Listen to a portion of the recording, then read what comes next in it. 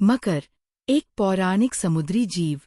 मकर एक प्राचीन भारतीय पौराणिक कथाओं में वर्णित एक समुद्री जीव है, जो अक्सर एक मगरमच्छ और एक हाथी के संकर के रूप में चित्रित किया जाता है।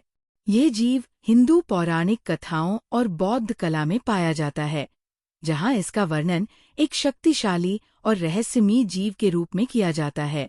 मकर का महत्व हिंदू पौराणिक कथाओं में बहुत अधिक है, जहाँ ये जीव विभिन्न देवताओं और देवियों के साथ जुड़ा हुआ है। ये जीव अक्सर जल की देवी गंगा के साथ जुड़ा हुआ है, और इसका चित्रण अक्सर मंदिरों और अन्य धार्मिक स्थलों पर किया जाता है।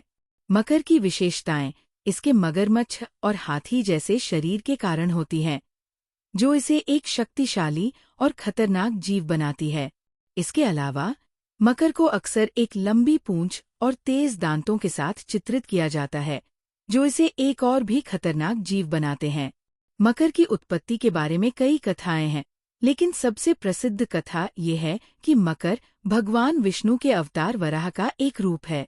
वराह अवतार में भगवान विष्णु ने एक मगरमच्छ के रूप में जन्म लिया था और उन्होंने पृथ्वी को जल से बाहर निकाला था। मकर की पूजा हिंदू धर्म में बहुत महत्व रखती है, खासकर जल से जुड़े त्योहारों और अवसरों पर। मकर को अक्सर जल की देवी गंगा के साथ पूजा जाता है, और इसकी पूजा करने से जल से जुड़ी समस्याओं का समाधान होता है। मकर के प्रतीक भी बहुत महत्व रखते हैं। मकर को अक्सर शक्ति, साहस और जल की देवी गंगा के प्रतीक के रूप में देखा जाता है। मकर का चित्रण अक्सर मंदिरों और अन्य धार्मिक स्थलों पर किया जाता है, जहां इसकी पूजा की जाती है। मकर की कई कहानियां हैं, जो इसकी शक्ति और साहस को दर्शाती है।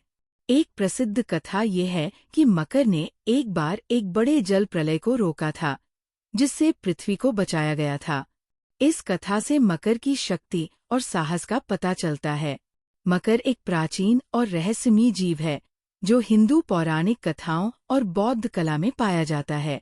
इसकी उत्पत्ति, पूजा, प्रतीक और कहानियां इसकी शक्ति और साहस को दर्शाती है। मकर की पूजा करने से जल से जुड़ी समस्याओं का समाधान होता है, और इसका चित्रण अक्सर मंदिरों और अन्य धार्मिक स्थलों पर किया जाता है।